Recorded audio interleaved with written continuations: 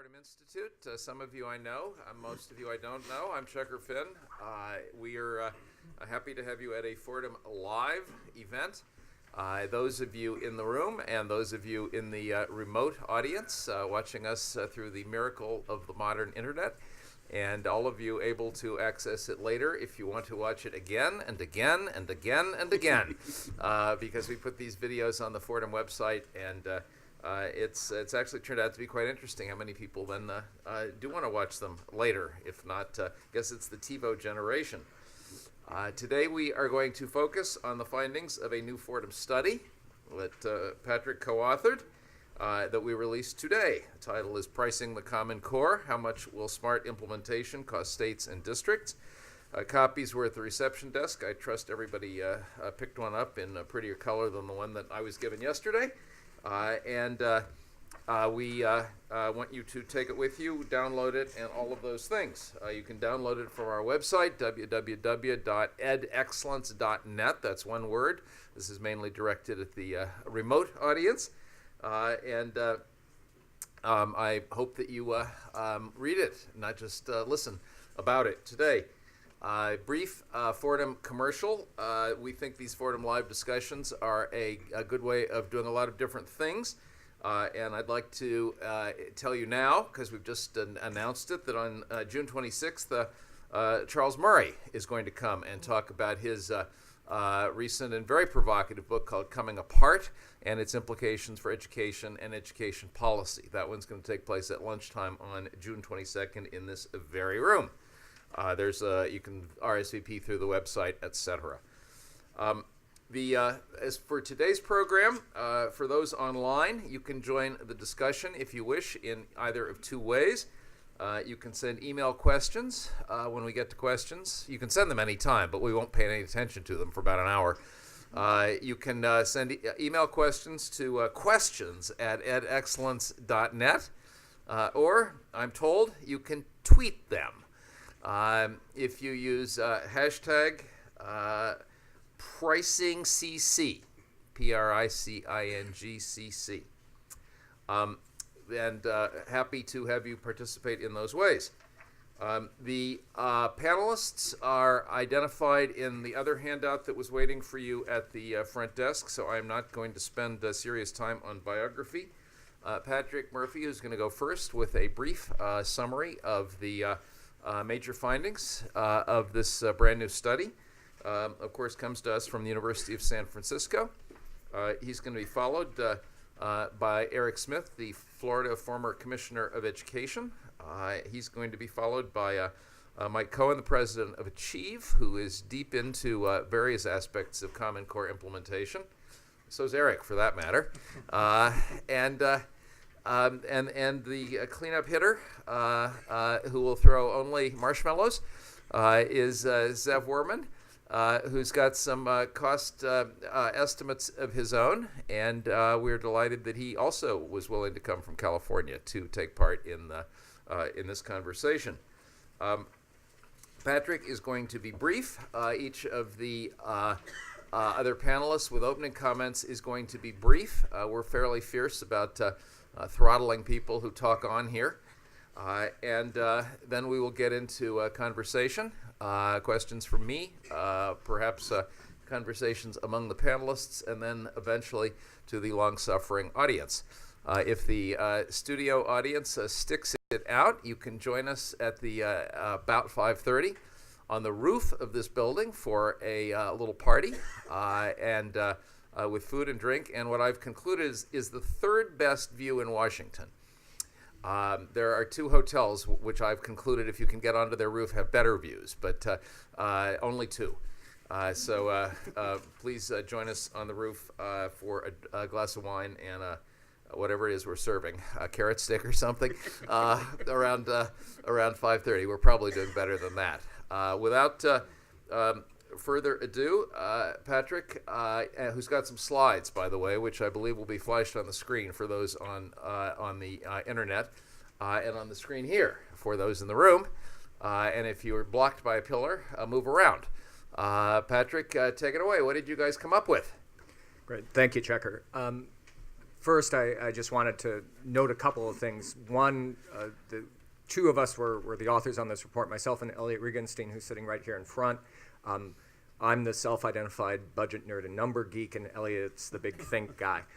So you're going to get the number side of the equation here, and I'll sort of kick all questions on content to Elliot. But also, we've got some good folks on curriculum and things like that, too. So just so you know that if this seems a bit nerdy and all that, if you want to just sort of take a nap, please feel free. But I think on a project like this, sort of how you got where you got is quite important, and it's obviously already part of the discussion. So nobody naps at Fordham events. No one naps at Fordham. People come around with turkey feathers and tickle them to wake them up, just like in colonial churches. Right. Whereas those at home can at least sort of they can go like, check their email right now them. And things like that. So. Harder to tickle them. The other is that we had a lot of folks that were commenting and working with us on this. I was going to say draft. It seemed like it was a draft forever. This report now, the folks at Fordham, obviously, Checker and Mike and Amber Winkler as well, who really sort of put an awful lot of effort into this, and then Keith McNamara, who also worked on it. Most important, there's a lot of people at states and districts who gave us their time, gave us some data, gave us their stories and things like that, we were kind enough to protect the innocent and not list their names in the report. Just because they were going out of their way to help us. And in many cases, I have this nightmare that someone's going to call up the person in Florida and say, but Fordham says it's going to cost this, explain that number. And of course, they will not be able to explain that number. So we've kept them anonymous for a good reason. The bottom line on this, and I always like to start with where I want to end up, is that we don't underestimate, we don't want to trivialize the transition that it's going to be to move towards the Common Core. And we also, actually, when we started, there were not a lot of estimates out there. There still aren't a lot of estimates of what this is going to cost. But one of the things that we've been very keen is that any estimate or any attempt to try to estimate the cost of implementing it, we ask two questions. First, are there cheaper ways of doing this? In other words, do we have to do it as we've always done it, or are there ways in which that they might be cheaper and actually might be more effective?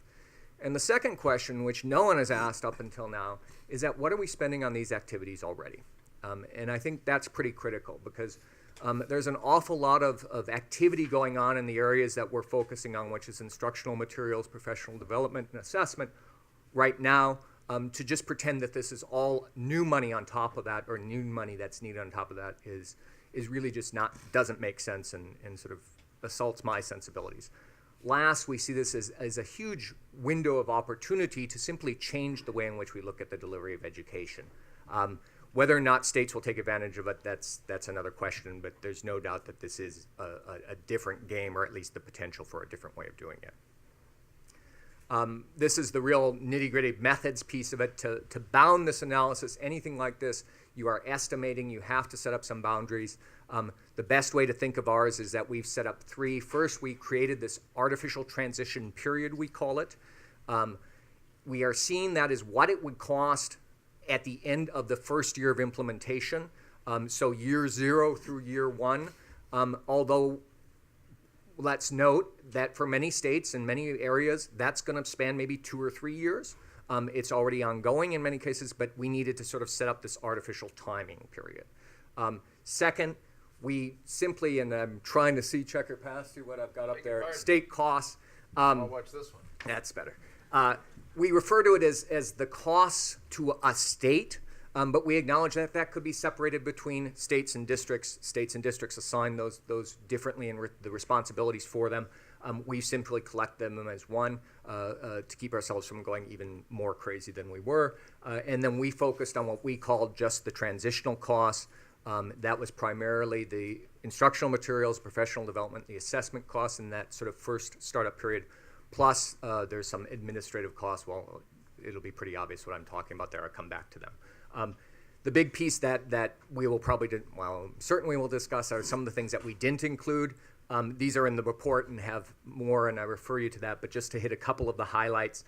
First of all, the remedial or getting students up to speed or bringing students up to that starting point, we don't include as part of the cost estimates.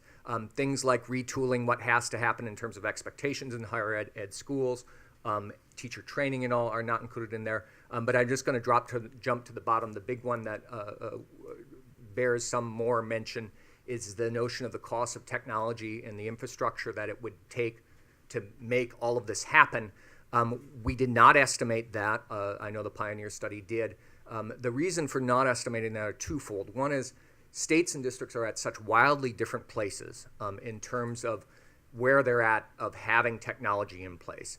So trying to figure out where we start just struck us as impossible. But probably more importantly, we see the establishment and investment in technology infrastructure going well beyond the Common Core. We see that as part of education in the 21st century. And so to sort of attach that cost onto Common Core implementation just didn't make sense to us, at least in terms of how we talked about transition. So our major cost drivers, I've already mentioned those three, and then the instructional material, professional development, assessment, and then we've added this fixed cost, as I call it, in the technical word of budget estimating. If this gets too technical, stop me. We call it a plug. Well, I don't have a great number for that, but those transitional or those administrative costs are the idea that somewhere in the state, someone has to say, okay, here's the Common Core, here's our state standards. What do we have to do to get there? What's our strategy? How are we going to roll that out? It's not a very elegant way of doing it, but we felt like we needed to acknowledge that there is some sort of set amount of cost to do that. The math is pretty simple. We take the instructional materials times the number of students. We take the assessments times the number of students, professional development by the number of teachers, and add in that fixed cost. That's what a state would look like.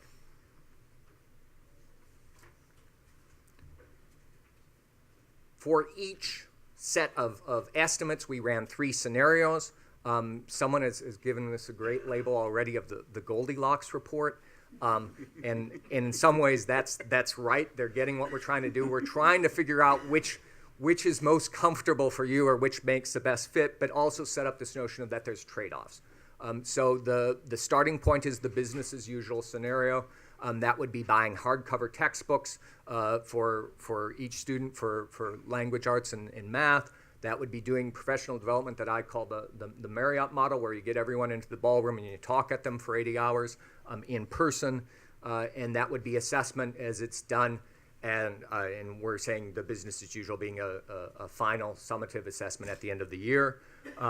The second one is saying, what would it cost if you were to try to implement Common Core with the bare minimum, uses much more online resources, online professional development, et cetera, still doing a single at the end of the year assessment. And then something in between there, we call it balanced implementation. And there you're using a mix of the two. You're using some online resources. Professional development is probably the easiest example. Maybe you do a portion of the professional development in person with online follow-ups. Or you send off a group of teachers, say 1 out of 10 go to do a sort of teach the trainers, they go back, and then you have another way of interacting in a format that's more targeted for individual needs and grade levels. This is table 4 in the report, and I won't walk through all the numbers, but a couple of things just to highlight. These are the numbers that we attach for each of those estimates, and then I'll show you the math in just a second. Nothing too complicated. There's no, Ze'ev, you'll be happy to know there's no algebra here. I won't embarrass myself in that way. But the numbers that we used with these estimates. And so to give you a sense of it, we said that the hardcover textbooks, for example, would be $135 per student. And we're going to come back to this. I mean, I will say throughout this, and Ellie and I were just talking, I mean, if you think it should be $140, please do the math and run it with the $140 number. We have where we got that number from, but I won't ever pretend to say that these were sort of etched on tablets and I went up on the mountaintop and brought them down. These are sort of our best estimate of the starting point for them. So I want to point out that. I also wanted to point out that in the balanced implementation, we use a number for the assessments of that's higher than is currently being used. That's at least an acknowledgement or at least a desire to give a nod towards that you would do interim assessments, which would cost more. But we see great value to that. That goes to this notion that this is an opportunity to rethink how we deliver education. And last, remember that plug that I said, that's $4 million. There's a reason for why it's $4 million and not $5 million and not $3 million, but you could easily convince me it's different. We've put that in for every state. And I will readily say it could be different, but that's what we used in terms of the math. So there, if you wanted to calculate for a state how we came up with our state estimates, went to NCES, took out the number of students, number of teachers, and you can just run that math in a spreadsheet. It is not too complicated. I would note, and this slide just works fine, basically this is to calculate what I call gross costs, or an estimate of gross expenditures. This would be the idea if we were spending all new money. If you do that math, we come up with a total for the 45 states in the District of Columbia of about $12 billion for the business as usual. And then just to a point of reference, if you go with the balanced implementation, it's substantially less. It's about $5 billion, a little bit more than that. And then I've put in the report has for the other 43 states that we aren't covering up here, but I put in a large, a medium, and a small state just for points of reference. Florida, $780 million would be the sort of total cost under business as usual, and then again we can see some substantial savings if we were to go to the balanced and a different approach. If you remember where I said there was two questions, one is there other ways of doing this? The second is what are we already spending? Under the already spending, we felt incumbent to try to come up with estimates of that and then net that out of the gross cost to get some sort of net or new money investment for the Common Core. To do that is not easy in the same way that coming up with an estimate for the Common Core is. You won't be shocked to know that there isn't real neat reporting in terms of what states already spend on professional development, what they spend on instructional materials, et cetera. We have tried to come up with what we feel are pretty conservative estimates of these current expenditures. But again, as I say, please feel free to substitute your own numbers. We used a number of $40 for instructional materials per student per year, about $500 for professional development, and about $20 for assessments each year. We actually came up with figures, at least on the professional development and instructional materials, that were higher than that when we were going out and talking to districts and states and finding out what they spend. We've chosen not to use those higher figures, in part because we realize that the Common Core is focused on math and language arts. Schools are doing more in terms of professional development than math and language arts. If you do those net calculations, you start to see what the impact can be. In other words, what the new money would be. The total figures or the differences work out to be, on those nets, if you want a ballpark, of about $90 per student. So if you're trying to get some sense of the per student impact, on the lower part of the chart, I've put that there as well. It means that we could be looking at, depending on where the state is at and how much they're spending, as little as, under which scenario you choose, of less than $100 per student. Again, that's not trivial, but to put it in some perspective, if you think that states or the average expenditure for a student, maybe used to make the math easy, is about $10,000. We're looking at less than 1%. And then also we are talking about, we treat this as this transition period, and our net costs that we netted out were annual expenditures, but we could see this as being spread out over a couple of years. In other words, I'm trying to make the point that we weren't trying to sort of sandbag the numbers to come up with some real tiny figure. And I put in Florida as an example, and Wyoming as a counter, as another one in doing the math. The one thing I'd point out is that the per student expenditures in Wyoming are higher than a place like Florida. Why? We have that fixed cost number in there. So if you're wondering why Wyoming, for some reason, things cost more, we use that $4 million fixed cost.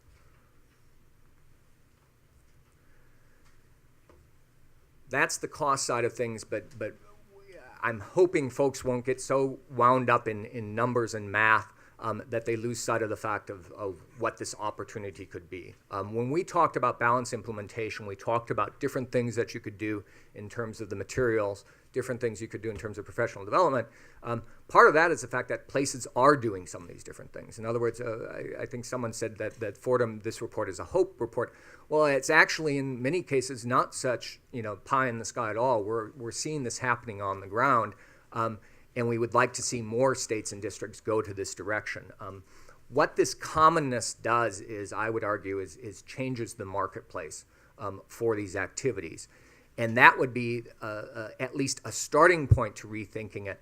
I'm going to not get too deep into this, but I would say that's just a starting point. I would like to think that we could use this as an opportunity to rethink the way in which we deliver education as a whole. In other words, I focused on these three areas.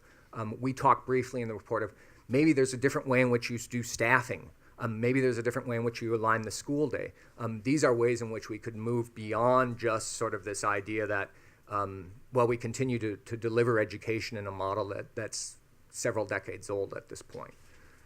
So where does this leave us? I'd like to think that what we're trying to do is framing this discussion.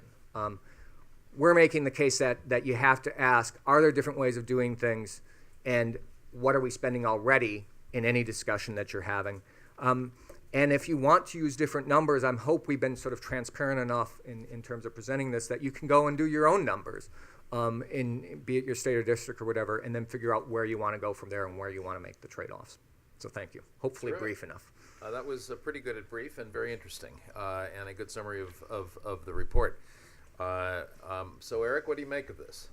Well, serious issue. If people like Mike Cohen that knows me pretty well and have worked with me know that I talk about budget and finance like right up front because it's the one issue that can just be an insurmountable roadblock to really the kind of progress and direction you want to take. So this is a critical report. I think a serious report. It does help frame the conversation. I think the numbers are reasonable. Being from Florida, I think Cornelia Orr and others, I think they're certainly reasonable. And I think they're out there as commissioners across the state, across the nation, we'll probably spend some time discussing and debating whether or not they're accurate or not. And that's a good thing, getting a better bead on exactly what is the cost of professional development and particularly area professional development that we need to really be efficient and effective on in order to deliver on the Common Core. So I think framing this up is an important piece and putting some numbers out on the table that I think are legitimate, have legitimacy and can allow that conversation to take place is important. I would say another piece is important, not so much for educators, but for more the larger audience, that you will talk in casual terms about the conversion to the Common Core, and people think that that's an event.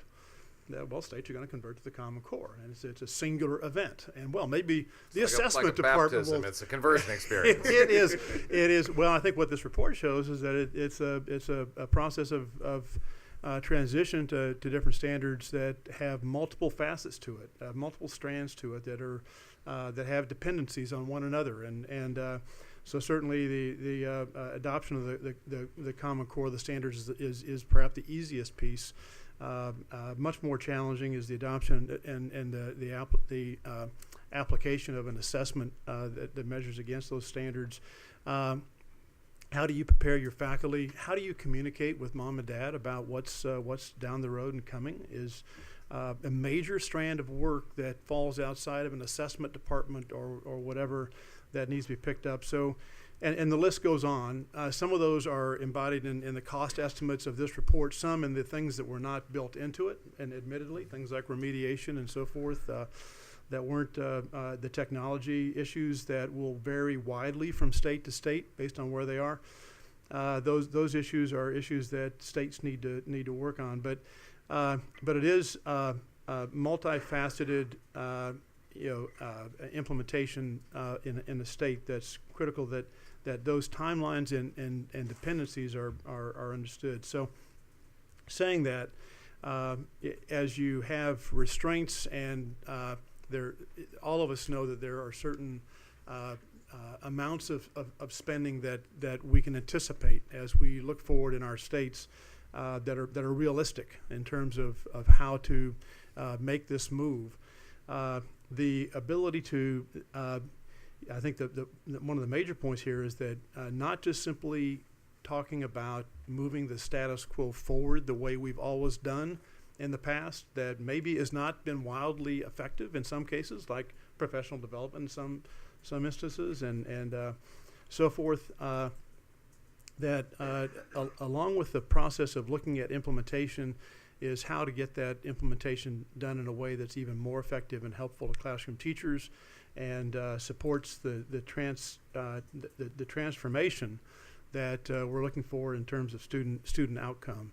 One of the notations I'd make in this report that I think was right on target is that rather than looking at assessments as simply an end-of-year event, are there ways and tools that need to be built in states to help teachers be more thoughtful about daily instruction and more informative in that process? So these kind of elements are important. I think I'm saying again, I've got the hook over here, so Yes. I'll You've been hooked. throw just a couple of other points if I could.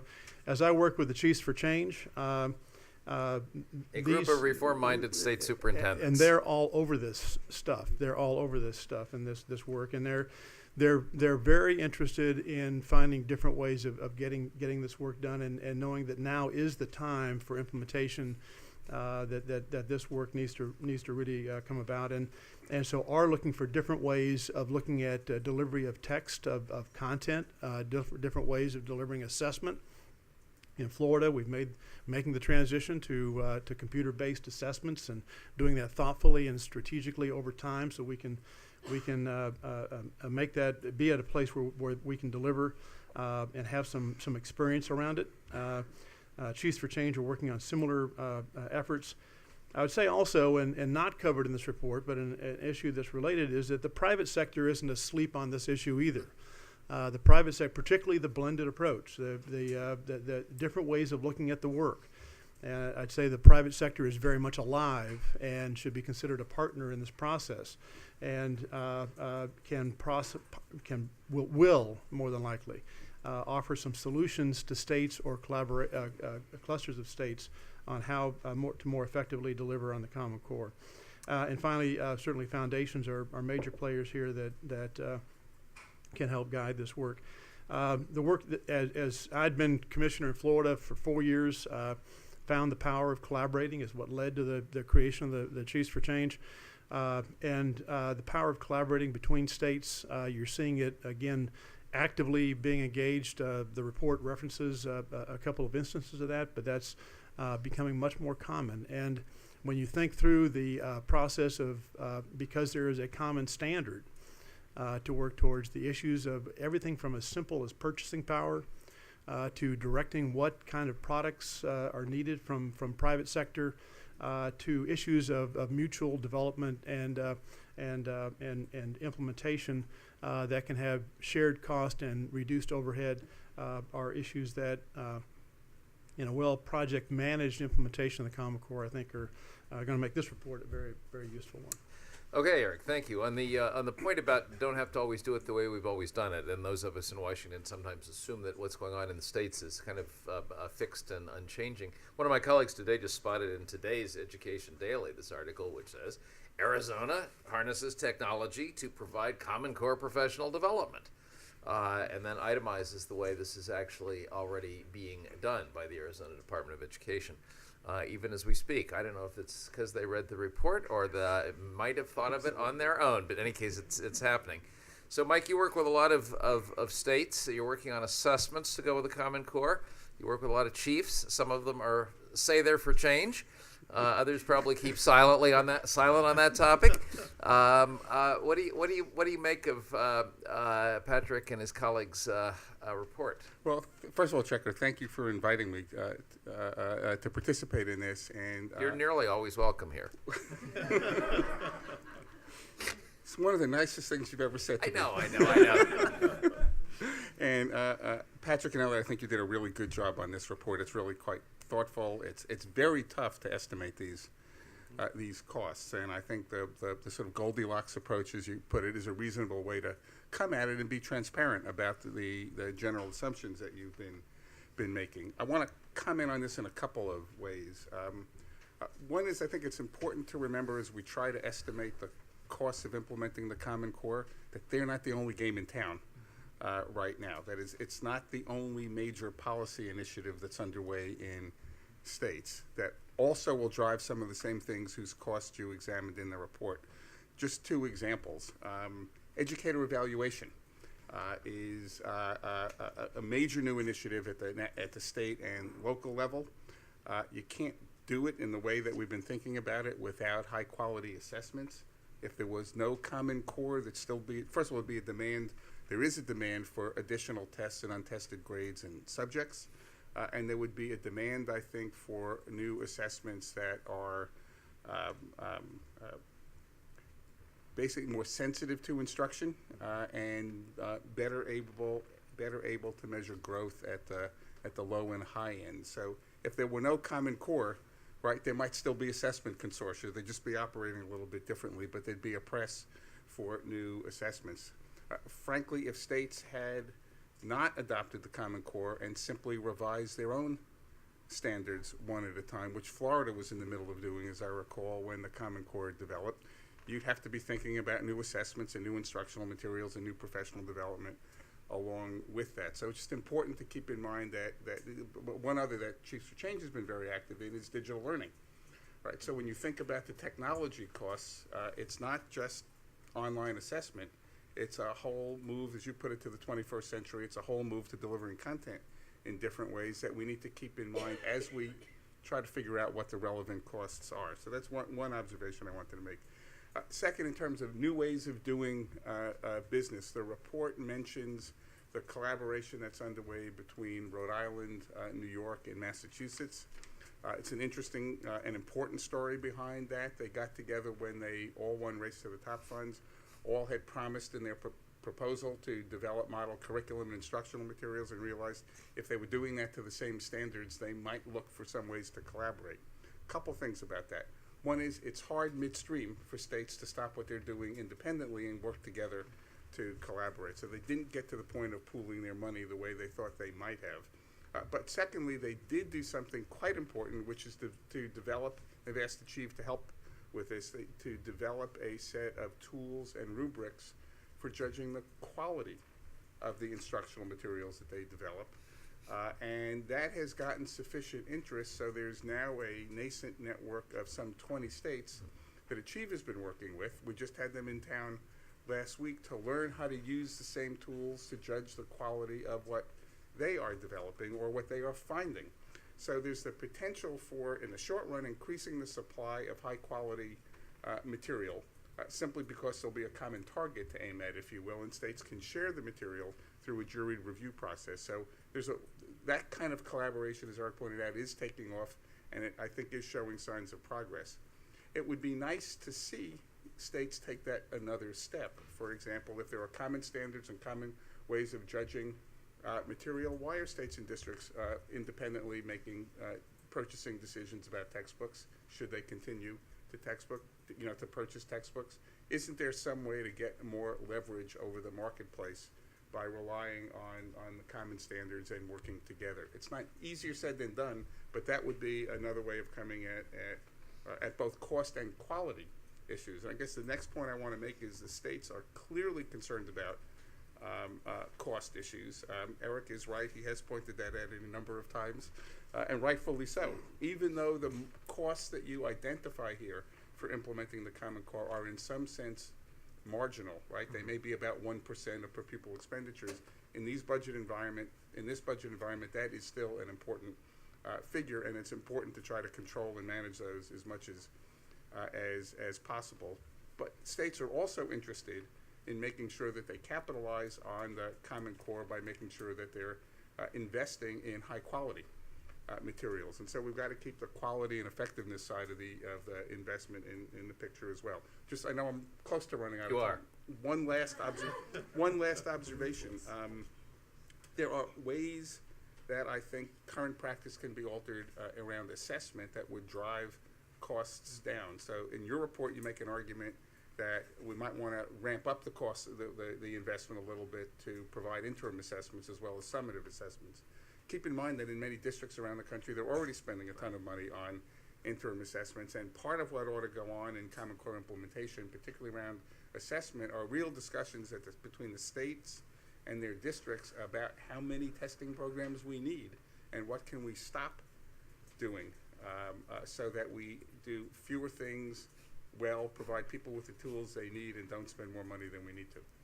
Thanks, Mike. You're underscoring the importance of the netting out of the costs of Common Core implementation, which I think is one of the signal contributions of this study. Well, Ze'ev, you're famous around the country for being one of the foremost cheerleaders for the Common Core. In turning to you, I want to underscore for everyone that we are not here to discuss the merits of the Common Core as a curricular or instructional or governmental strategy, merely the costs of the Common Core. And you've had some things to say on that subject as well. So take it away on costs. Oh, cost, yes. Hi, I'm from California, like the report authors, and we have this project in California called High-Speed Rail. Why are you laughing? Because you don't have a project called High-Speed we Rail. do. We have a budget at least for it. In 2008, it was proposed to the voters. It was 35 billion. Last year, it ended up at 98 billion. People screamed, what? 3 times as much almost? Okay, so forget it. A mistake. So now it's 68 billion. 30 billion here and there. It's very quickly. Budgeting on paper works very well. You get whatever you want to get. And unfortunately, I feel that in some sense, this is true here, not because the job of the report is bad. They took the numbers and they applied some logic. But I'm asking how logical or how reasonable, not so much logical, is this logic? Let me start more specific. This is supposed to be transitional costs. Well, how do you lower transitional costs? Instead of buying a car, you lease a car. So now your transitional cost is 1 year annual lease. That's wonderful. The cost of purchasing a new car is low, except that you forget to mention, but you have to pay it for the next 7 years. And even if there is budget crunch, recession, like in California, you stop buying new textbooks. Well, here you cannot stop buying new textbooks because you're paying the lease. And if you don't pay the royalties or the license fee, your kids have 0 books. It's not they have old book to reuse. They just have no books. So there are costs. The incremental annual costs become much higher, and this is what is lost in this transitional approach to budgeting. If you were to take it over a period of a few years, transition plus few years, let it run, then you can start averaging. And this is, I think, the big weakness of this report. So instructional material, you say, we'll not use $120, we use $20, it's just $40, whatever it came to be. Wonderful. For 1 year, it's wonderful. Except that you have to keep paying it every year now. Guess what? It adds up over the current base level. Same thing for assessment. We will take, do smart assessment, so instead of $20 that we pay per year on the average per student, tested student this year, right now, we'll give it almost 40, and we have also formative assessment, wonderful. But this is based on the notion of smarter balance, that the assessment will be scored by teachers for free during their professional development because they love the students, so why not? And by the way, this professional development is supposed to be also used for moving on to Common Core, but they're now busy scoring, so how does it work? I'm not sure. You add the cost of scoring, that's another $40, $50 per student every year. Not one-time transitional, although you would count it one transitional, but every bloody year. Well, that's a big number over time. Same thing if you go to technology. You have to support assessment, the new assessment, the fancy assessment with technology. Maybe we are moving there. That's fine, and that's true. If that's where we want to go, that's where we should go. But there is an ongoing serious cost. I come from the industry, high-tech industry. I did computer work many, many years, many decades. You amortize computer, cheap computer, $500 computer over 5 years. That's what IRS allows you. It's $100 per computer per year, the $500. Okay. Add to it maintenance, 20% a year, insurance, maintenance, support, everything. That's about the cost it comes. Guess what? Another $100 per year. Okay, so you have $200. How many kids you need per this computer for testing? You have to test them all in 2 weeks period, 1 week period, whatever, for the final one. Guess what? 4 kids. Another $50 per year per student every year amortization. So it's not transitional cost. Those are reasonable because if you amortize them over many years, they look not so bad, except that now every year your baseline is higher. And it's not comes to $100. It comes to a few $100s a year. And it's true, it's still a few percent. It's not 50% of the budget, no way. Except that you forget that out of the 100% of the budget, 90% probably are fixed costs that you cannot touch, because those are personnel costs, infrastructure. You have only 10% to play. That is money for professional development, new equipment, new this, new that. If you take 2% of that 20% of your free money extra, that's a lot of money. So it works very differently. How am I on time? You've got about 2 more minutes. Okay, excellent. Now, going to this Goldilocks approach, actually, before I go to the Goldilocks, there is another issue with professional development, and it's really a pervasive issue. And it goes to the Goldilocks. Balanced approach. Did Sounds Goldilocks wonderful. do professional development before she stumbled into the bear's house? I'm not sure. I am not sure either. All right. However, you assume here that there will be Goldilocks, and eventually she will stumble pretty quickly on the solution, and it will be wonderful.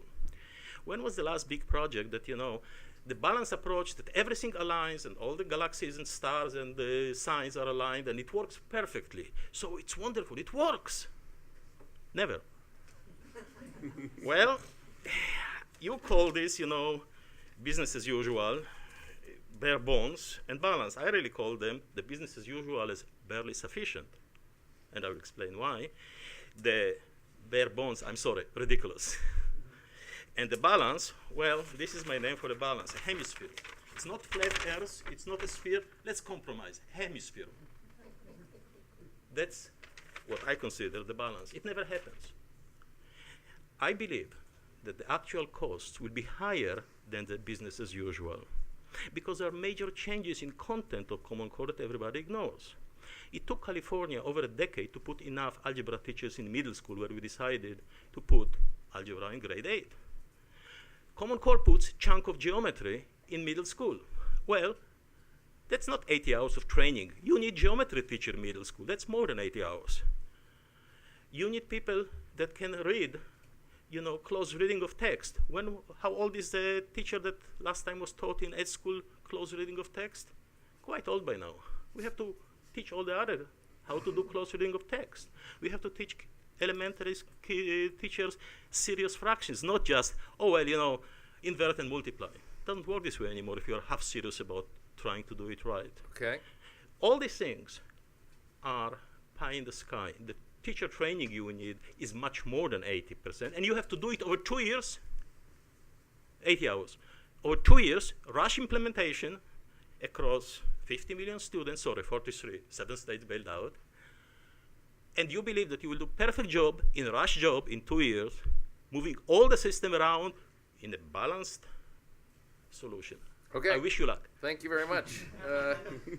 We are all wishing everybody luck. Patrick, I think you get an opportunity to respond to anybody if you like, but particularly to Ze'ev. And if you wish reinforcements, Elliot's welcome to comment Elliot's ready too. to jump in too. So I'll And be he's taller than you are.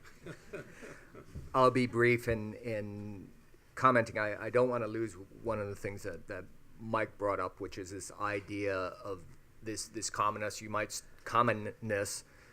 you might start with a couple of states, working together, but what they do and what they're able to accomplish. There's no reason why another state, or even just a district in another state, can't say, "Wow, I really like that rubric," and oh my gosh, it's right off the shelf and ready for me and doing what I need it to do, and I don't have to come up with that from scratch. I think that's something that we haven't seen before.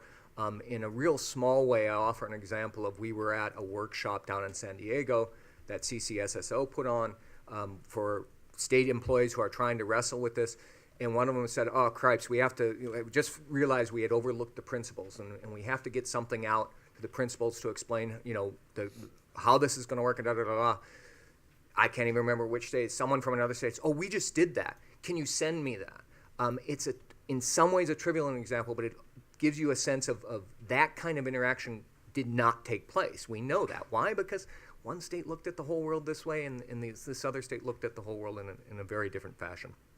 In terms of high-speed rail and amortization and algebra and geometry in middle school, basically what I would say, and I sort of engaging on individual points will really bore everyone.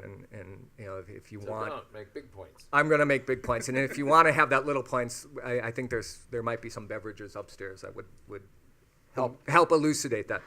In any case, the big point is that, one, we see this as an investment in the transition.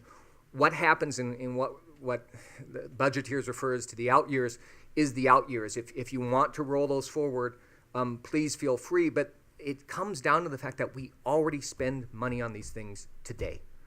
And so if you're talking about, yes, 95% of it or 90% of the typical district budget is already locked in and committed, all that, some of it's going to professional development, folks. Some of it's going to instructional material.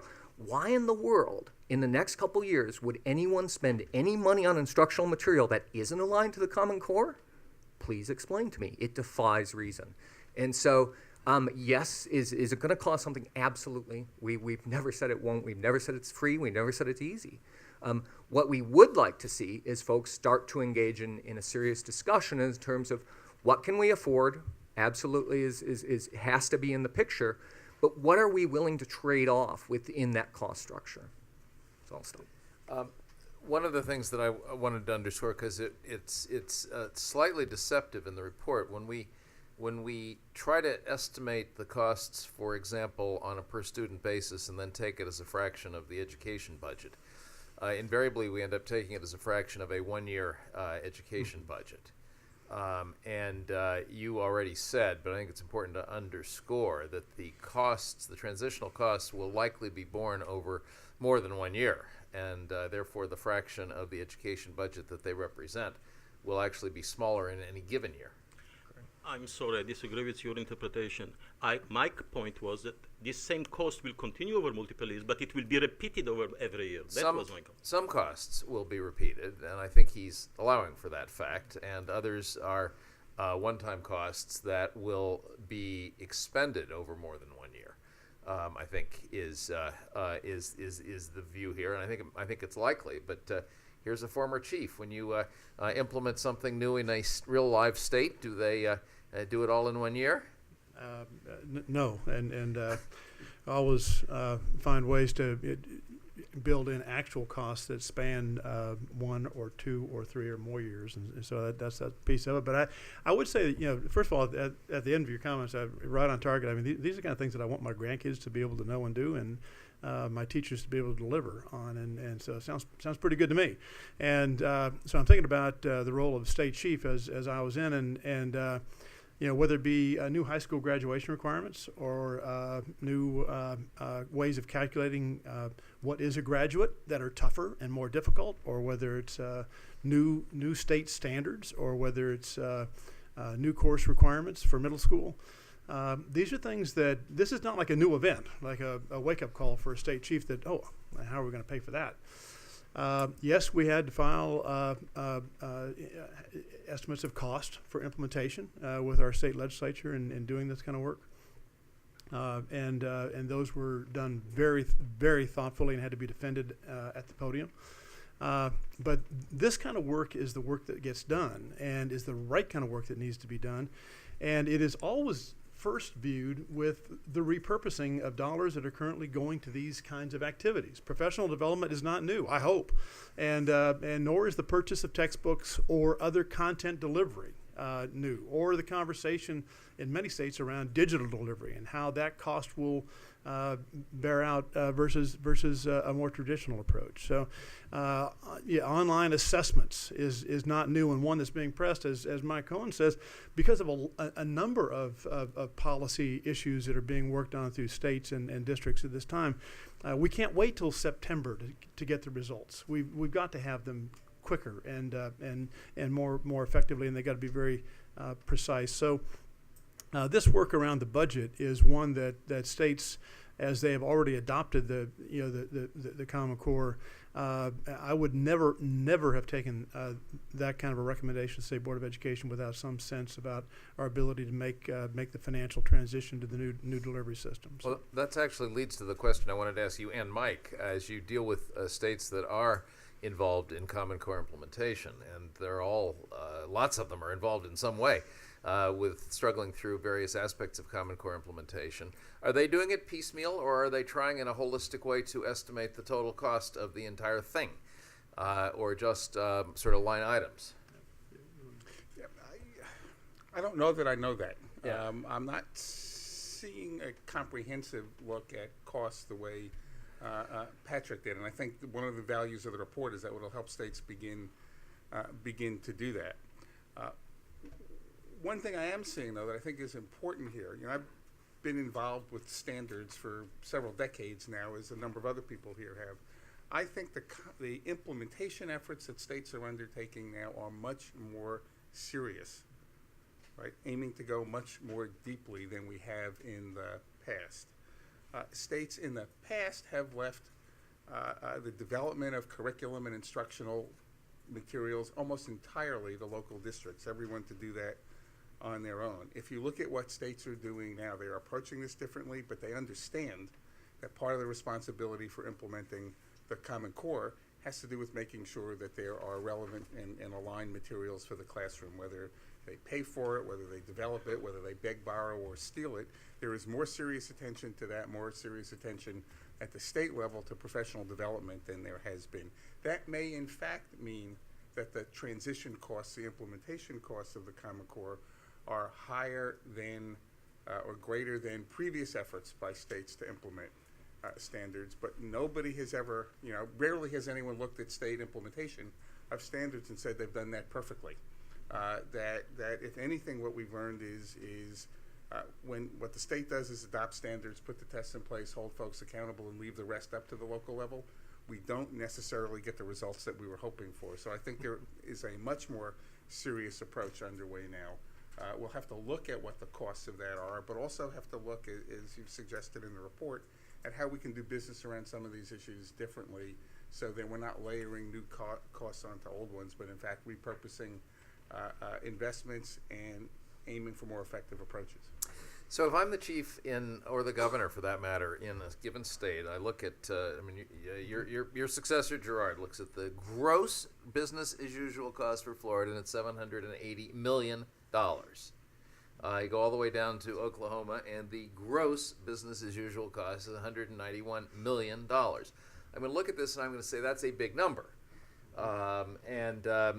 So one reaction I might have, I hope, is to say, so let me calculate this myself and see whether I agree with the pieces they put in and left out and so forth and so on.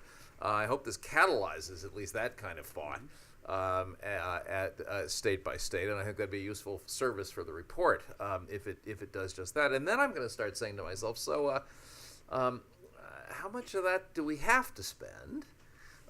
Could we do it differently? And by the way, how much are we spending now that we could redirect from our current budget into this, against this big number? And that, of course, is exactly the exercise that Patrick and his colleagues have tried to do for states. In a perfect world, these 45 states and D.C. would then sort of do this for themselves and say, so it's not really $780 million that I have to find in my budget. It's, I don't know, it's 3 years, it's alter some approaches, it's net out the current expenditures, and see what we really need to ask the legislature to make available for this activity. Under the bare bones approach, which I believe Ze'ev called fantasy or some word like that, there's, of course, a net out savings for states. A lot of states have negative numbers if they do the bare bones approach against their current expenditures. They come in with a negative number. Okay, we are getting close to audience and distance audience participation time. So if you are in the distance audience, get ready to email or tweet, if you must, your questions into headquarters here, and they will, if they're any good, relay them up here. You're amazed how many questions from the field aren't very good, but that's true of live audiences as well, so I'm going to be ruthless both ways. Let me remind you that the email address is questions@edexcellence.net, and the Twitter address is #pricingcc, PRICINGCC. As we head toward that, I want to do one more round with the panel. This is a pioneering kind of study, and we're glad to have done it. I mean, implementation of Common Core is a continuing interest at Fordham, and we've got variety of things underway that are dealing with different aspects of Common Core implementation. Obviously, we hope it goes well. We thought the Common Core standards are pretty good, and but isn't gonna make a hill of beans difference if they don't get implemented intelligently and effectively, and assessed, and all those other moving parts. So, if this is a pioneering study, what needs to happen next by way of analysis, other than what I already said, which is each state do its own? What should be the next step? Patrick, what are you hungering to do next in this line of work? Are you glad to be done with it and rid of it forever? The knee is jerking. And the knee is jerking. What needs to happen next? It could either happen at the state level, it could either happen at the district level, but I think a very real conversation with real numbers, and maybe the starting point, when Mike, you were talking about no one really has the comprehensive plan or budget for this, and they don't. But I think it's starting there, or starting to have that discussion. And at the same time, just a story, as it were, from when I talked to the person responsible for curriculum and instruction in West Virginia, who said, I know no one's going to come along and drop a big bag of money on my desk and say, here, implement the Common Core. And so what I'm going to have to do is figure out how to do it, in many cases, with what I've got to work with. I think that's exactly right. I think states are starting to do it, but what I'd like, or at least will hope will happen, is that they'll do it in sort of a systematic fashion so that we can learn from each other. And at the same time, they're all trying to do it at the same time. Okay, Eric, what comes next? Yeah, I think very useful to continue this conversation around related topics that are really important to state chiefs and the governor's offices. And I think, and three do come to my mind. One, certainly the implementation of standards, expectation. Certainly the second being issues around teacher quality and delivery. And the third around the work with clusters of struggling schools, low-performing schools, and trying to find solutions for their improvement. And if you take all those back, and again, I could imagine a study that certainly would strand very, very similar related issues around assessment, around professional development, around the delivery of these things that have shared and overlapping costs, and certainly not duplicative costs, but ways of building a smarter, more comprehensive, uniform approach in the state. You're heading toward what was obviously the largest omitted cost in the study, which is the cost of getting the kids ready to succeed against the Common Core, which There is that. could be enormous if we take it seriously, given the rigor that is expected in those standards and the number of kids who I believe are well below that today. Mike, what next? So I could think of a couple kinds of analyses that would be useful right off the bat. One is I noticed when you described the ranges of costs that you found as you were looking for estimates, there was some pretty wide variation. So there was one about either textbook costs or instructional material costs, where Texas was, I don't know, $5 or $6 a kid, and Pennsylvania was $250 a kid or something like that. It'd be worth knowing what's behind those numbers. They may be perfectly obvious explanations. Pennsylvania's buying more books per kid than Texas, but I suspect, right, you'd also learn some things about where are there wise investments being made and where are there investments not so wise. So just looking at the extremes, I think you'd learn some things. Secondly, I was reminded when I read this of two studies that I encountered in my different points in the federal government. When I was in NIE in late 19th. For young people in the room, that was the National yes. Institute of Education, a late lamented predecessor to the IES. Yeah. So we commissioned a study of the cost of professional development in 3 unnamed urban districts. And there were several findings that I still remember. This is like 30 years ago. One is the districts grossly underestimated the actual costs of professional development. Responsibility was spread throughout the district. There was no centralized way of adding all that up. They were basically underestimating by a factor of 5 what was actually being spent. Secondly, very little of it was being spent in a manner that at that point in time we thought were best practices for professional development.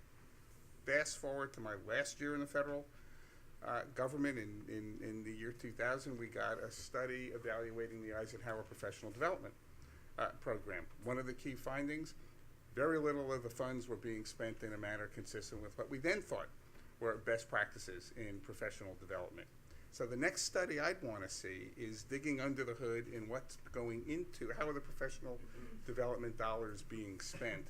How does that stack up against what we think is the best, our best practices? And how could we use what we learned from that to feed into the new efforts that are underway around educator evaluation, which, if they are done well, ought to inform professional development going forward? How can we learn from what's going on now and inform better investment decisions in the future? I thought the explanation for Texas was that the State Board of Education had voted to allow only 18th century textbooks to be used in the schools of Texas, and it's hard to find them and buy them. Still good to know. Good to know. Ze'ev, what next? Well, I would like somebody to actually put his mind or their mind together and decide what are the areas in professional development that represent major changes in the current curricula, from current curricula. And those are major changes, as I alluded before. Such as the math examples and the deep Math reading. and reading, Yeah. but there are many Yeah. others. Yeah. And people today talk about professional development in very generic fashion, as if, 80 hours is going to solve something. No, they're not going to solve anything. You're talking about multi-year, many hundreds of hours to make serious difference. I don't know how. You can do it smart, you can do it not smart, but first of all, you have to know what to do. And that would be helpful if somebody came up with an idea or outline what are the major differences from the major curricula of the states. Just to add a word, you mentioned pioneering research report. Well, I'm glad you mentioned pioneering, because Pioneer Institute indeed published the pioneering one on this issue, and I think it deserves recognition here, and I'm glad that you're continuing with that. And finally, that brings me to my last personal issue. I was brought here from California to participate in this discussion as a skeptic, thank you, on the promise that there is going to be another debate on the content, on the actual essence of Common Core. And I now hear that Fordham decided to chicken out and bail out of that. Is it true? I hope not, because I was otherwise brought here on false pretenses. Well, it's not happening today. No, not happening today, but I would like to mention that these were promised to me, and that's why I'm here. Well, if and when it happens, I'm sure you'll be a participant. No, actually, I don't want to be a part. But And You've been having the debate for the last 2 years. we may be. We've been debating this issue for the longest time. But thank you for the nudge. We welcome it. So we've been emailed a couple of questions. I'll start that are semi-coherent. Let me start there, and then we'll turn to the studio audience. Quote, technology costs are real and will need to be incurred and to realize the savings you purport. I think this is aimed at you. How can policymakers act on this? I think the first place is to figure out what's the starting point. One of the discussions that we've had among ourselves in putting this together is the wide variation in terms of either, if you look at one state relative to another state, some states, particularly rural states in a lot of ways, have invested a lot more in technology given their delivery challenge, as it were. And then even within a state, we have wide variation. Ze'ev is in Palo Alto, I'm in Marin County, even within Marin County, but all I have to do is go across the bridge over to Contra Costa and find schools with wildly different places in terms of their ability to transition to a more technologically driven classroom. So it's figuring out where you start. The idea that we need to make an investment in this, I'll say absolutely and won't deny that.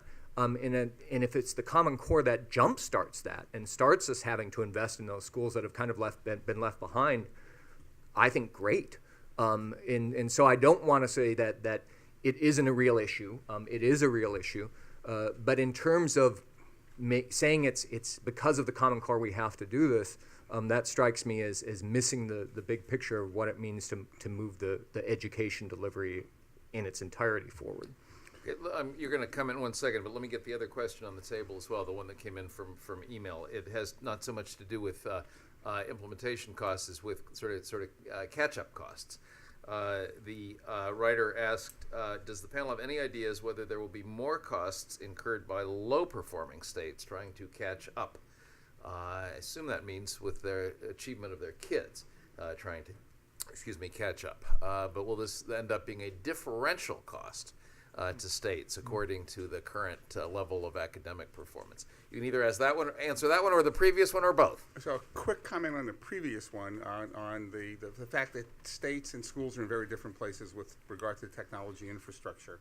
Smarter Balance and Park have collaborated to create a tool that is in the field now that will enable each state to figure out where each school is with regard to its technology infrastructure, which will help inform decisions about the pace of implementation of online assessment, the testing windows, and the like, right? I mean, there'll be a lot of information there that will affect decisions, that will affect implementation and cost of the assessments, but will be valuable in other ways as well.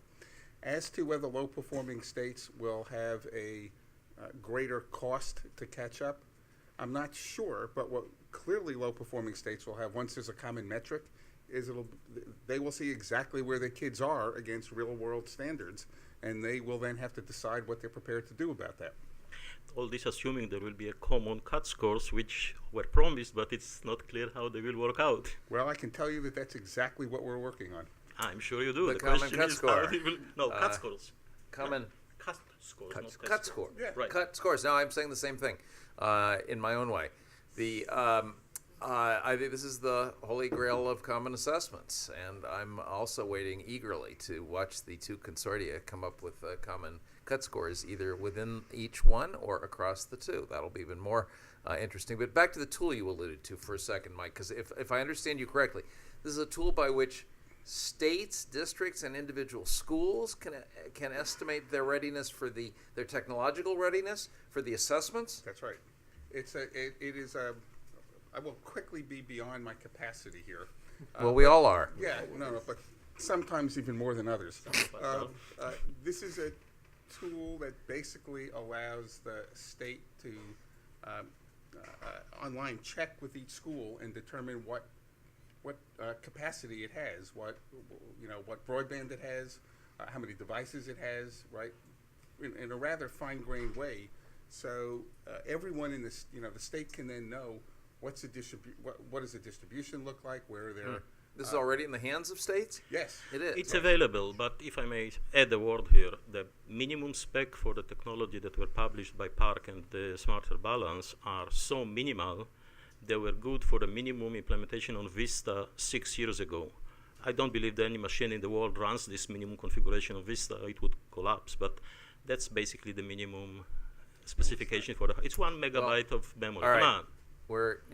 I'm not going to do technology in technological terms. I don't As you even said, know some what of us are Vista beyond the was, or capacity. is, or will be. So let's just stop that one right there. Time for the studio audience. You're going to have to identify yourselves, even if I know you. Are we doing mics, Ty, so that the worldwide audience can hear you too? So hand this lady a mic, let her identify herself, and briefly pose a question. Hello, I'm Barbara Cambridge from the National Council of Teachers of English. We've And heard of I'm- you, or of your organization. Thank you. I'm glad. I hope it's a positive hearing. I'm very interested in the professional development part because it seems to me that we should be asking the people who are being professionally developed about what they need. And as I hear them talk, they say, we need time during the school day to work together to do things like develop materials around the Common Core, to look at assessments that will help us know how students are making advances toward the Common Core, et cetera. How do you figure the kind of investment into teacher time, into the kinds of calculations that you're making right now? I mean, right now, in many cases, there's a negotiated amount of time for professional development, but you're touching on something that I think is critical, and that gets away from the inoculation model of professional development and more the conversation model of professional development. And that's the piece that I think in some places we're starting to see a change. I mean, Well, I won't pretend to be an expert in professional development, so I can offer examples of what has started to happen, and it's related to this commonness. Before, yes, it might be teachers in a school talking. Both West Virginia and Utah have set it up so that they are networked and networking teachers. And in West Virginia, they get some very talented teachers together to essentially develop the professional development. So not even asking them, but then saying, okay, you do it. Then making it available, and then having it refined, commented upon, vetted, and have a conversation taking place precisely by the people doing it, as opposed to some vendor come in, zazz, great, you're ready to go, and off you go.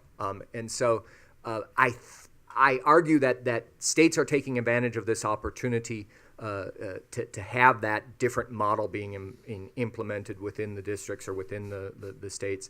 But I won't pretend to say that, oh, this is the best way, this is going to have the greatest effect. And in 5 years from now, we'll look back and say, oh, everyone should do it that way. And I'm going to make a grumpy moderator comment. I know about contracts, but honest to God, 6 hour school days, 180-day school year, does it all have to be done within the school day? What about after school? The next 2 hours of the day, after the day ends at 2:30? No day ends at 2:30 for teachers. The school day that they are seeking relief from does. Next, over at the edge, take that woman a mic. Hi, my name is Katie Hill, and I'm from ASCD. We've been doing Spell it out. The Association, the Association for of Supervision and Curriculum you. Development, but now it goes by just by ASCD. It does? Yep. Nobody will know what it is. Like SAT. Sort of like Nobody knows what KFC. SAT stands for. SAT. We've been doing some research and some state summits and getting feedback from educators, and the feedback that we're getting is that they really want ongoing job-embedded professional development. And I'm curious, I know that that's happening in some places, but not all places. But I'm curious about Achieve and Park and what kind of instructional supports you guys are setting up. You know, I know that when we look at the assessments, they're gonna the shifts in the assessments are gonna reflect the shifts in instruction. So it's kind of inherent there. Right.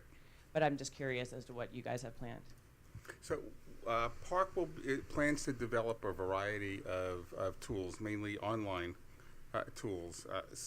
Some around Park assessments, what they are, what they'll look like, right? What data will they produce, and how can you use it? That's one set, and that has to follow the development of the assessments, which is which has to come first and is the first priority, if you will. States have also formed or are forming now what they call educator leader cadres, 20 to 25 educators from throughout the state, selected in a variety of ways to get a range of teachers, curriculum specialists, principals, higher ed folks, etc., who will come together to, first of all, advise Park on the development of these, but also then get extra training in the use of Park tools, whether it's item prototypes that will be released or sample assessments and the like, so that the artifacts, if you will, that we have to develop, right, will be part of an educator engagement strategy that each state puts together. So over time, educators will get a more and more clear sense of what the assessments will look like. Final thing I'll say on this is one of the reasons that Achieve, outside of Park, has chosen to work with as many states as we are using these rubrics for evaluating the quality of instructional materials is we think it is a way to more rapidly get a robust number of examples of what good instructional materials will look like, which we think ought to be available widely so that teachers have access to that. Good. Are you working with any data analysis with that so that teachers maybe have some practice looking at the items and then looking at whether or not the students have succeeded on them? We're not there yet, but that would be an obvious thing to do. Okay, you and then you. Hi, my name is Dee Salvaggi. I'm a parent and former local New Jersey board member. The thing I have not been able to understand over the last couple of decades really is why the state cannot come up with the numbers to help the researchers and report to the public, knowing that locals report more line items than you'd ever, and they mandate that. And what can be done to improve that and increase transparency? My second question is from Mr. Wait, the Cohen. numbers you're talking about are spending Just the numbers? What budget numbers? Spending numbers, what they're spending on standards, on I tests, see. whatever. It hasn't been Well, very. if the states all did that, then think tanks would have nothing left to do. Put a lot of research assistants out of work. Go ahead. Second question for Mr. Cohen, in your development of anything, rubrics or whatever with states, I'm wondering to what extent you draw from information amassed in the Institute of Education Sciences over the last decade, because I've been getting email feeds for 10 years about findings on whatever, and how does that factor in? And then I'd just like to thank Fordham for asking the question. You're welcome. Mike? So the folks who put these rubrics together were basically the content experts from 3 states, Massachusetts, Rhode Island, and New York. I don't know. I mean, they relied heavily on their own experience and their own and research around what we know about quality instructional materials, whether it came from the Institute for Education Sciences or not, whether IES has done that work. I'm really not sure. That's a level of involvement that I've not had in this.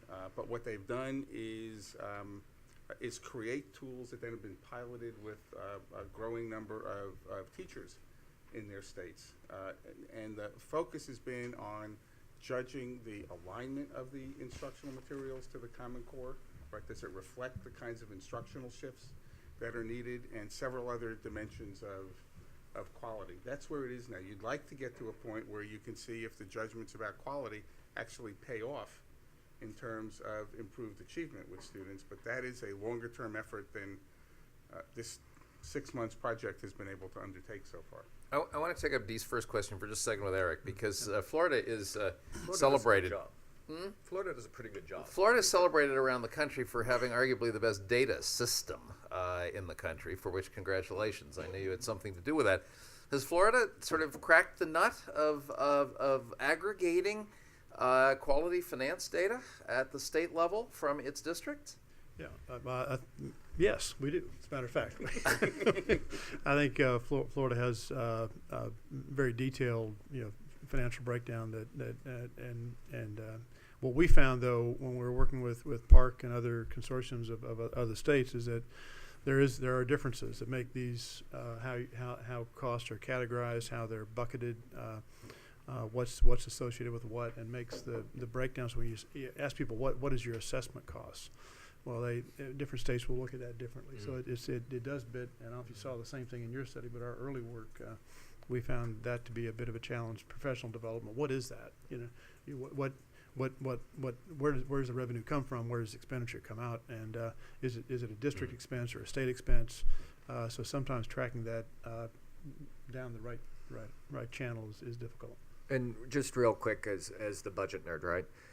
First, states report what they're asked. And in many cases, states aren't asked these questions. You mean by their presentation of their resources, for example. And if they're asked to slice it and dice it by how much goes to pay people's salaries and how much goes to paper clips, which is usually the way in which they do it because we don't think programmatically, that's exactly what they deliver to the legislature. And of course, we've got 50 states do it differently. And California does its best not to report anything to the legislature because they're afraid then they'll meddle with it. I mean, you have those sorts of things going on where the level of usefulness for policy questions is really all over the board. And then, as I say, you have to employ a phalanx of research assistants to try to set up some definitions and sort of say, we're going to call this professional development. It's pretty kludgy. Another technical term. Your turn. Hi, my name is Victor Jones. I'm Cottage Board. Mr. Murphy, I'm curious, as you costed out these 3 different nodes on this implementation continuum, did your report attempt to articulate what the particular trade-offs might be in terms of efficacy? Or particularly, does bare bones get you there, albeit in a slower manner than a more resource-intensive way to do it? The answer is probably if they do a really good job of it, it gets you there. But you go ahead, Patrick. I mean, that's in terms of the efficacy, no. We tried to at least sort of say these are the trade-offs in terms of the implementation. So one's going to require more technology, the other one's not. This one, you might have more control over how centralized it is. It's not. My crystal ball is not working in terms of what's going to have the greatest impact in terms of efficacy. I do know. Go ahead. Elliot Regenstein. So. Yeah, but I think this actually gets to one of the most important points here, which is ultimately this is about educational outcomes, right? And that if we're trying to trigger conversations in states about Common Core implementation, obviously budgetary concerns are huge. You can't do anything that can't live within some version of a state budget, but that the focus should be on what are the practices that are going to make the most efficient use of the resources we have in order to support great educators in their work with students. So, the Common Core is a potentially transformative moment in that conversation, but not automatically. And so we do frame that up a little bit, but I would say that we definitely don't take it so far that there's not a lot of room for states to have their own conversations on that subject. There is a brief final chapter in this report called Thinking Differently About Common Core Implementation, which in effect challenges states to imagine better and different ways of not just implementing the Common Core, but delivering their entire education program, actually. You may. I'd like just to add to this. Indeed, this should be our focus, how to improve the education. But remember, wishing for good things and hoping for good things doesn't make them necessarily happen. And if they have to happen in a nation of 300 million over 2.5 years, the probability that all of them or even half of them will do it half decently is close to zero. Just word for the wise. The bluebird of happiness. Thank you, Ze'ev. Next question. Do we have a next question? Okay. I'm Jared Ansis. I'm a retired math professor. So the Secretary of Education has repeatedly said that the reason that middle and elementary school students lose interest in science and math is because their teachers do not know the science and the math. So what we have now is we have a 5th grade teacher with low-level knowledge of 5th grade math and science, and we're about to give them the Common Core, which will ask them to be teaching down half of what is currently in 6th grade. So they're going to need a lot of professional development on content, which also means that they're going to need now most of the professional development now is on pedagogy, not on content. So they're actually going to have to go out and find professional developers who can teach, who know the content, which probably may cost considerably more than those who simply talk about pedagogy. And you're going to end this with a question or just a rising inflection? Have you? Well, one is how many hours of professional development do you think it will take to provide them with the content, and to what extent will this cost possibly more than you predicted? Yeah, I want Eric to tackle this too, because honestly, my first reaction after when I saw the Common Core with my own eyes, first reaction was, gosh, these are rigorous and impressive. Second reaction, how many teachers know this stuff themselves? And especially as I looked at the high school math, actually, and even English. So what about the content side of the professional development?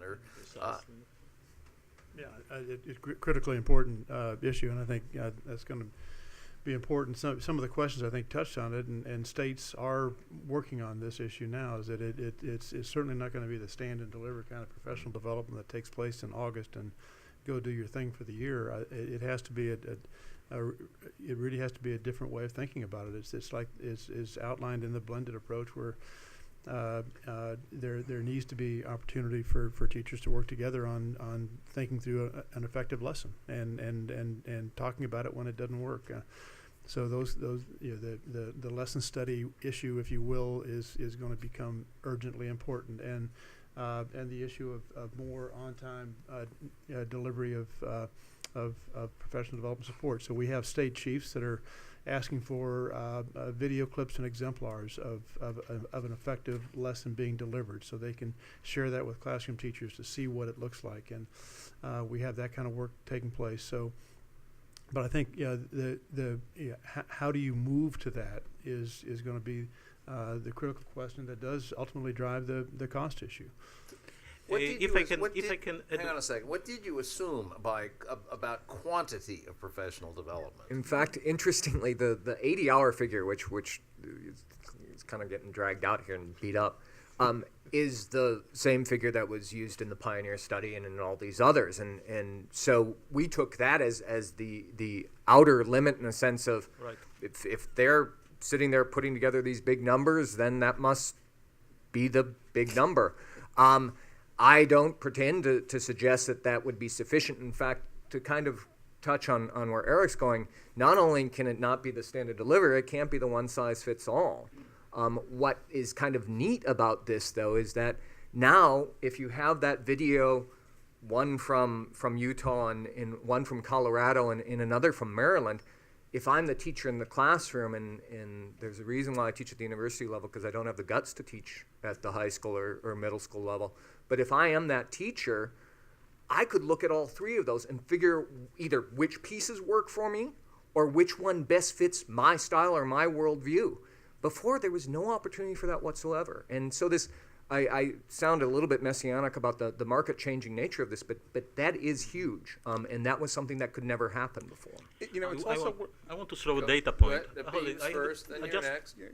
It's also worth keeping in mind that we've known for a long time that an awful lot of elementary teachers lack the content depth that they need, particularly to teach mathematics.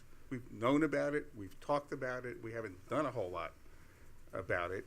And frankly, whether teachers are teaching the Common Core or their old state standards, it's really hard to do it well if you don't know the math well. So this is an issue we need to address anyway. What the Common Core does is, number one, increase a sense of urgency about it. Hopefully we'll get more done. It does suggest that for content knowledge, that we ought to be relying more heavily than we typically do on our institutions of higher education to help out in that. They have typically been on the sidelines in standards implementation, and we can't afford for that to continue as much as it has been. Just parenthetically, another cost that I think nobody's faced yet or even thought seriously about it will be the education of new teachers coming into the profession under this regime, as opposed to the professional development of those already in it. Actually, Patrick mentioned that Go ahead. he didn't do it. But this is true, you need this. But I just wanted to add a data point. There was a recent research published by IES, I think it was AIR or Mathematica, that was the contractor. They gave to 8th grade teachers almost 80 years of dedicated professional development on content, specifically just 2 topics of 8th grade content, 80 hours, basically the 80 hours we are talking about, over a year, and they tried to study the results. There was 0 impact on student achievement. There was minimal impact on changing teacher behavior. So going back again, whether the 80 hours is extravagant, no. 80 hours is what kind of you often find in different districts. It's far from sufficient. Of course, if professional development has no effect, you could do 8,000 hours, and it might not do any effect either. Or 8, and it would be a lot cheaper. Or 8, and it would be cheaper. Indeed. So this is a big thing, and just saying, well, let's do it smarter. Sure, I wish you luck, but you have 2.5 years, and let's see you do it. Adding quantity isn't necessarily the right calculation here either. That's I think we have time for maybe one more question in the room, if there is one. You look like Allen Ginsberg. Could you be? Yeah, I'm Al Ginsberg. I used to be with the Department of Education. In fact, I think we did the study, Mike, that you talked about in terms of professional development. Thank you, Alan. Back in the late Middle Ages. Yeah, late Middle Ages. So we did a lot of work also with Asia, and one thing that hasn't been talked about is not only the professional development, but the planning time teachers have. And in fact, if you go to China, each teacher in math is expected to spend 2 hours planning for every hour of instruction. So if you're going to look at all these lessons and do all this work, you got to have time to do it, and our teachers just don't have any time like that. So, and that would be a huge cost in a whole different system. So if people thought at all about that, so it's not just the professional development, it's the planning time to really make this effective and work. I was in Asia a couple weeks ago in Japan and Singapore and noticed the same thing in terms of teachers' planning time, but I also noticed that the trade-off is classes of 40. So the 3 hours a day that the teacher is facing kids, she or he is facing a total of 120 kids over those 3 hours. It's a serious trade-off that the U.S. to date has made in the opposite direction, which is keep them working all day but have smaller classes. Go ahead if you've got a further comment on this. I think I dealt with it myself. In Florida, in preparation for some of this upgrade in standards, the work around lesson study, the teachers working together and finding time to do that, put a great deal of effort into having districts adopt some system for providing teachers with that time over the course of the week. It doesn't have to be daily, but there certainly needs to be time to come together and plan for at least the coming week, if not several lessons. And had some fairly broad implementation of that by districts, but a lot of it has to do with some very district level conversation with units and so forth about how is teacher time used during the day, and how can that be divided up more effectively to provide for teachers' needs and also student needs. I think the point you're raising actually speaks to something about the nature of this report that also goes to some of the comments about technology costs and some of the other costs that we excluded. There are a number of different ways to approach this, and that at a national level we sort of went lowest common denominator just to have some common language across states, but that for individual states and districts looking at costing this out, they should absolutely include their technology costs. They should include, any if there's sort of higher ed in the area that they can get in, they should put those costs in. And likewise with some of these models about additional teacher time, if districts have a model they want to move to, they should absolutely put that time in. We didn't do that nationally, but that should, if this is being had at a state and local level, be part of the equation if that's something that's a realistic possibility in that state or district. Thank you very much. I think we are out of time. I just want to remind people, especially those watching online, that you can download the entire report that this is based on at the Fordham website, www.edexcellence.net. The title obviously is Putting a Price Tag on the Common Core. It's available there now. The full video from today's event will be on our website tomorrow, which is, we're really getting these out a lot faster these days. So revisit it and watch it at the second, maybe a third, fourth time if you like, tomorrow. And for those of you in the room, we're going to adjourn to the roof. It's sunny. It'll probably be hot, but the drinks will be cold. The roof is 2 floors up. You can either take this, and the second of those floors you have to do the stairs. You can either do 2 floors of stairs, or you can take the elevator to 8 and climb from there. But we look forward to seeing you on the roof. Join me, meanwhile, in thanking a terrific panel and authors.